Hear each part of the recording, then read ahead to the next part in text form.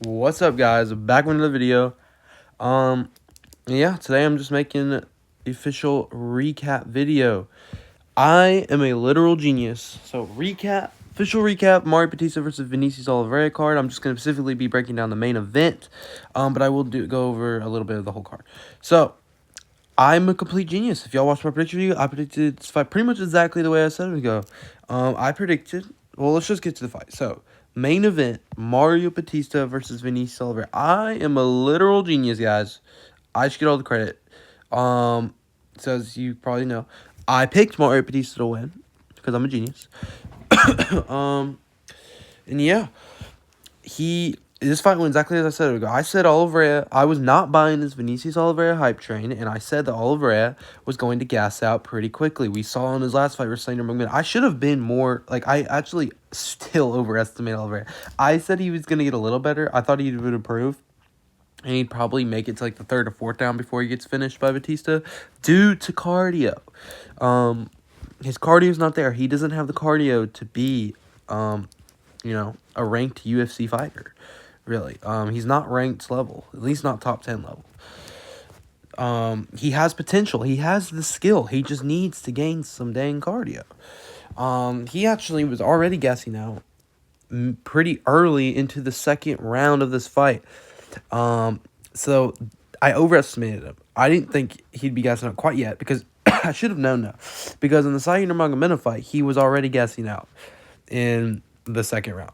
And it was a complete and total slugfest. And he arguably lost that fight. It was very close. So I knew Bautista was a lot better, and there's no way he was on Bautista's level. A lot of people were buying into this Vinicius Oliveira hype train. I'm not one of them, guys. I predicted that Bautista... I said that the round that would be most dangerous for Bautista was the first round, because that's the round where Oliveira is not really gassing out yet. And he's very dangerous on the feet and is capable of finishing people. He can also grapple. He looks for the submissions. But Bautista has been there, done that. He's very, very skilled, well-rounded, and I knew he could handle himself. And he was ready for this. This was his first 5-round fight. Both their very first headliners. Actually, I don't know if it was first 5-round fight, but it was his first headliner. I think it was his first 5-round fight. Definitely Vinicius Oliveira's first 5-round fight and his first headliner. He was not ready for this, and he was being cocky all week coming up to this fight. But yeah, it went exactly as I said it would go. Except Oliveira was wanting to grapple him early. Like, he was shooting takedowns on a grappler he was not on the level of. Like, Bautista is obviously a way better wrestler. Bautista's got really good wrestler. This just shows how good Umar Nurmagomedov truly is. I remember watching the Umar versus Bautista fight, and there were so many competitive grappling scrambles. This was a very impressive submission win by Mario Bautista. There was 3 separate grappling scrambles before he got the submission. First, he was looking for the I think it was the crucifix choke, and then where's another one? Then he was looking for a Kimura. It might have been the wrong order. So like I'll give Oliveira some credit. He was defending the submissions well. He first defended the crucifix, then he defended the Kimura.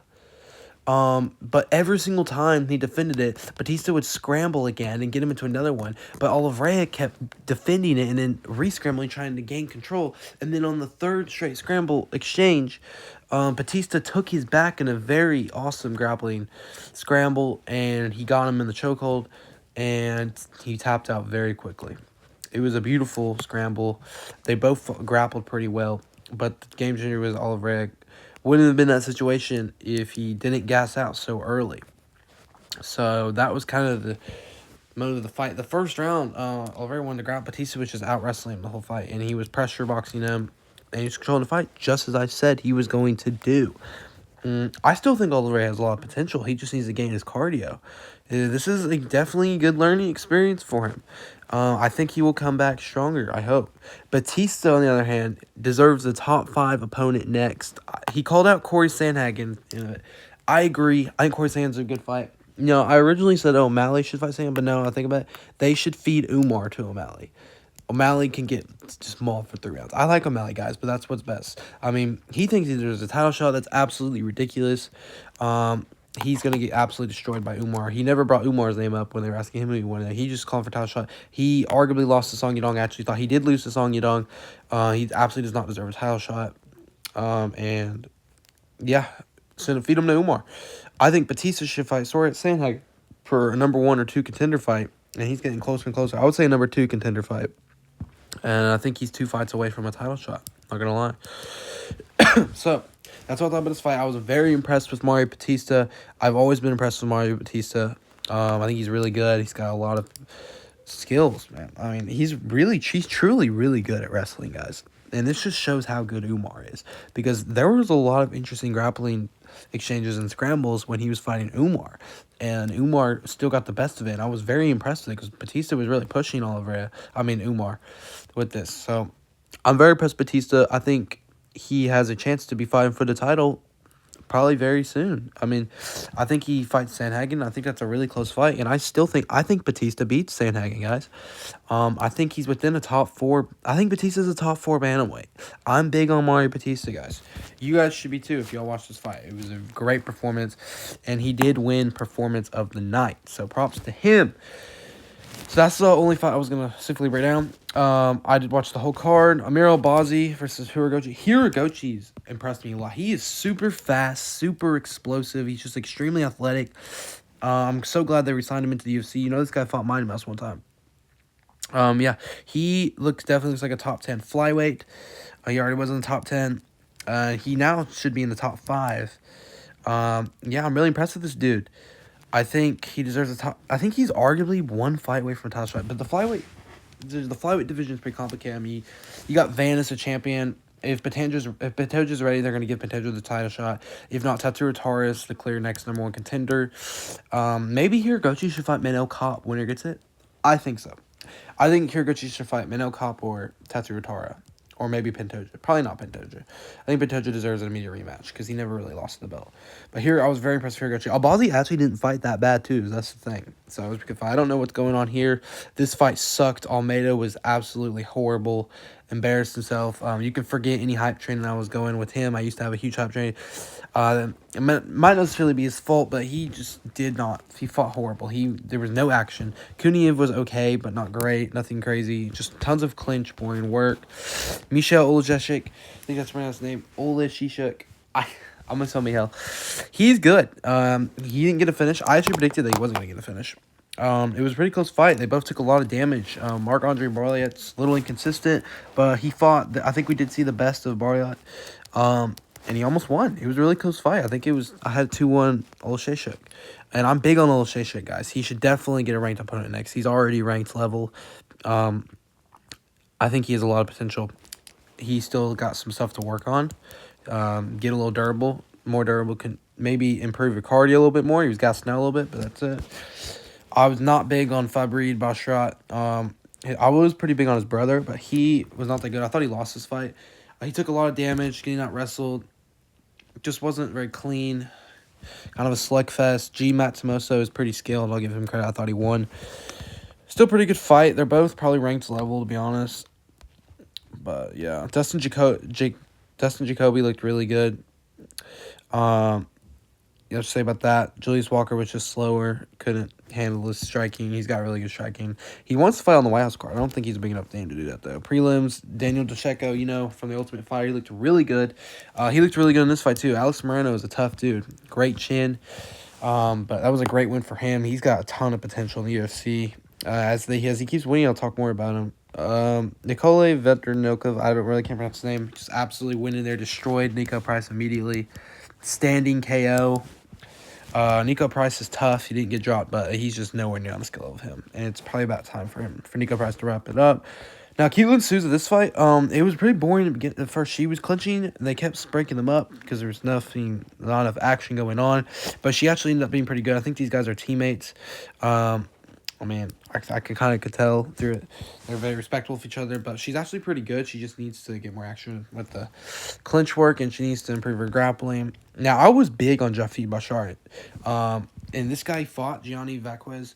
He missed weight. He got called in. He was like 40 hours notice. He was expected to get. He was a huge underdog. He was expected to get finished early in the first round. He almost did. He got dropped and was very nearly finished, and he just got completely annihilated in the first round. But in the second round, he came back and he hurt Javi Bashrat so many times. He won that round. It was 1-1 going in. He nearly finished Javid. It was so cool to watch because Javid is super fast, super crazy athletic, great kickboxer. He can also wrestle a little bit, but he's a great kickboxer. I was super impressed with the striking. And I'm big on Javi Bashra, guys. He just needs to put his chin down a little bit, improve his defense, get a better guard, and can't take hits like that. If that was someone else, he probably got finished. But I think Javi Bashra has a lot more potential. Very impressed for Vequez. He should be proud of himself. I think he still will come back stronger. He's 40 hours notice, and this was a very good guy he fought, and he made it really close. He ended up losing 2-1 now. He was very dangerous. He was very close in the second round. But third round, pretty close, but Javi came through. Wong Kong was losing first round. There was one judge who scored us to 30-27. It was absolutely ridiculous because Mora absolutely mauled Wong Kong in the second round. That was crazy to see. Wong Kong, though, got it done with a striking, hurt her bad, and she had a pretty brutal ground and pound, but she was a heavy wrestler, Mora. And it was a pretty close fight. It was 2-1, but Wong Kong, I think, won. Didn't know. This fight was crazy. This was one of the fight of the nights. Performances, I think there was another one fight of the night. Michelle Olszewski won fight of the night, too. That was a good fight. It was very close. This fight, buzzer beater submission. They actually had to go onto the booth review because the ref... This fight was pretty good. It was close to the end. Jacob Wilkins or whatever his name was, he was doing enough to win anyway. I think he was going to win, but he tapped out. Munin Gaffarov, he tapped him out with 1 second left, and the ref didn't think it was a submission, so they stopped it. They went to the booth review, and they ended up saying that he did tap out with like 1/10 of the second left. Crazy. I've never seen that before. Buzzer beater submission win. That was absolutely crazy. I've never seen him have to go on the booth review before, and he won performance of the night bonus. No, fight of the night bonus. Great win. No, I think he did win performance of the night too. As far as I think. What was been about this fight was a slugfest. They were just meeting in the center, beating each other out. This was a pretty good opening to the card.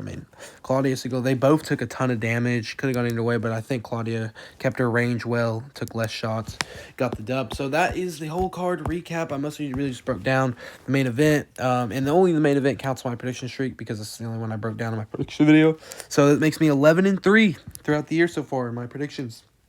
For every fight that I've broken down, that's 78%.